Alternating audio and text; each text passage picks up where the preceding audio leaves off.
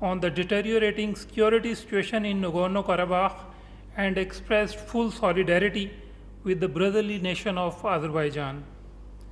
Foreign Minister Bemarov appreciated Pakistan's consistent support to Azerbaijan and briefed on the latest situation in the region. Foreign Minister Shah Mahmood Qureshi held a meeting with the UN Secretary General's Special Representative for Afghanistan and head of the UN Assistance Mission in Afghanistan, Deborah Lyons. The Foreign Minister highlighted Pakistan's facilitative role in the Afghan peace process, which was duly acknowledged by the international community.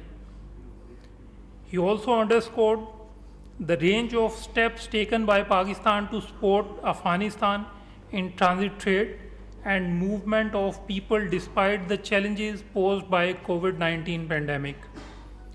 Reaffirming Pakistan's commitment for safe and dignified return of the Afghan refugees to their homeland, the Foreign Minister urged UNAMA to play an active role in helping with time-bound and well-resourced refugee return and their sustainable reintegration in the Afghan society.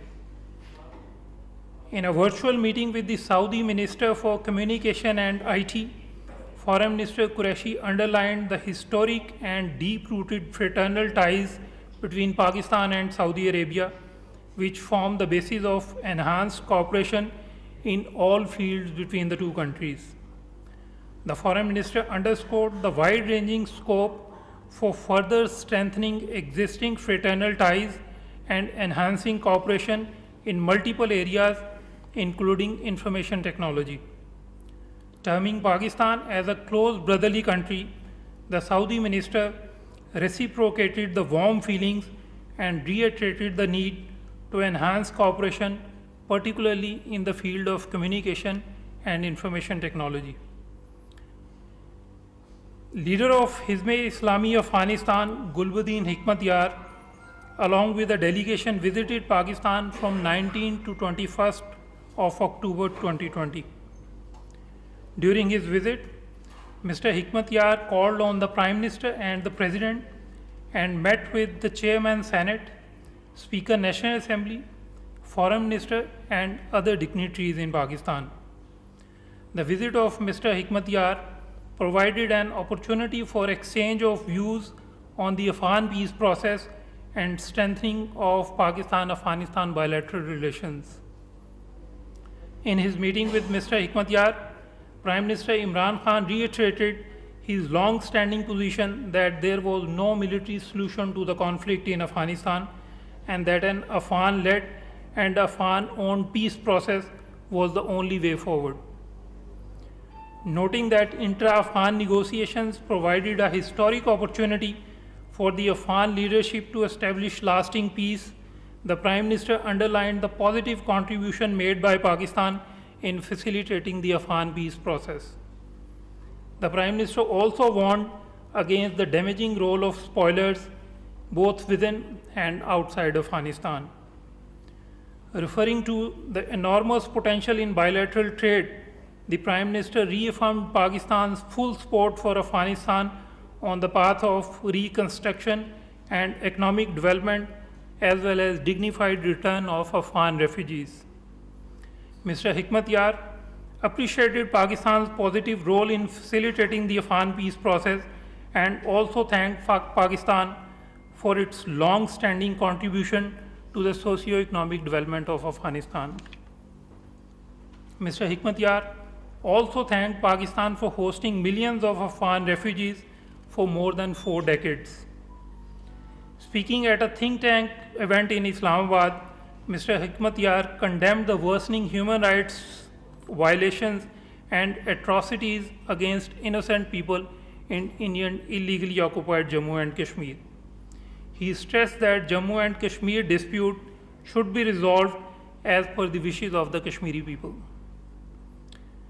Foreign Secretary Sohail Mahmood inaugurated the Center for Middle East and Africa at the Institute of Strategic Studies in Islamabad. On the occasion, the Foreign Minister emphasized the political, economic and strategic importance of Middle East and Africa. Recalling Pakistan's warm and cordial ties with the countries of the region, the Foreign Secretary reaffirmed Pakistan's keen desire to further enhance bilateral ties by deepening and diversifying areas of cooperation with African and Middle Eastern countries. In this regard, he also apprised the participants of Pakistan's Engage Africa initiative. Now, coming to the situation in Indian illegally occupied Jammu and Kashmir, the inhuman military siege, brutal oppression, communication blockade, and media blackout in IIOJK continue unabated for 444 days since India's illegal and unilateral actions of 5th August 2019. In brazen manifestation of state terrorism, Indian occupation forces in the past few days martyred 5 more innocent Kashmiri youth during the so-called cordon and search operations and fake encounters in Anantnag, Shupaiyan, and Pulwama areas of IIOJ-NK. In the month of October alone, 18 unarmed and innocent Kashmiris have been martyred by the Indian occupation troops. During the same period, over 40 young Kashmiris were severely injured due to unprovoked and indiscriminate use of live ammunition, pellet guns, and other military-grade weapons. These illegal Indian actions are a clear violation of the UN basic principles on the use of force and firearms by law enforcement officials and the UN Code of Conduct for law enforcement officials. The Indian occupation forces also arrested over 60 young Kashmiris on frivolous charges. Many of those detained are kept at undisclosed locations away from their families and friends. The instances of forced disappearances, unfortunately, also remain rampant in IIOJK.